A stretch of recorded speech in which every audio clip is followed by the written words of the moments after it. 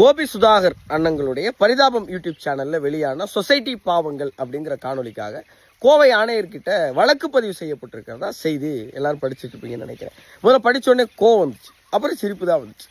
இப்படி ஒரு வழக்கு பதிவு பண்ணணும் அப்படின்னு யோசிச்சிருக்கீங்கன்னா அப்ப உங்க மேல் மாடி எந்த அளவுக்கு பிரகாசமா இருக்கு அப்படிங்கிறத யோசிக்க வேண்டியது. ஏன்னா நீங்க தான் சமூகத்தை உருப்பட செய்யறதுக்கு எந்த வேலையும் செய்யறது இல்லை. ஒரு 2 பேரு ரொம்ப அழகா தெளிவா இந்த சமூக விரோதிகளுக்கு பின்னாடி போனா ஒருத்தருடைய வாழ்க்கை என்ன ஆகுங்கிறத ரொம்ப அழகா ஒரு காணொலிப்படுத்தினா அது 2 குடும்பங்களுக்கு நடுவில் இருக்கிற பிரச்சனையை 2 சமூக பிரச்சனைகளாக திரிச்சிருக்கிறார்கள் அப்படின்னு சொல்லி வழக்கு போய் முதல்ல கோவை ஆணையர் இந்த வழக்கை எடுத்தாராங்கிறது முதல் கேள்வி. பிறகு 2வது கேள்வி என்னன்னா, அரசியல்வாதிகள்ல இருந்து செய்தி ஊடகங்கள்ல இருந்து எல்லாருமே இதை ஆணவ படுகொலை அப்படின்னு டிக்ளேர் பண்ணியிருக்காங்க. கோபி சுதாரணங்களுக்கு ஒரு பெரிய விஷயமாவே இருக்காது. அவங்க வழக்கம் போல கடந்து போவாங்க. அடுத்து வேற ஏதாவது வீடியோவில் இவங்களே என்ன செய்யணுமோ அதை செஞ்சிருவாங்கன்னு தெரியும்.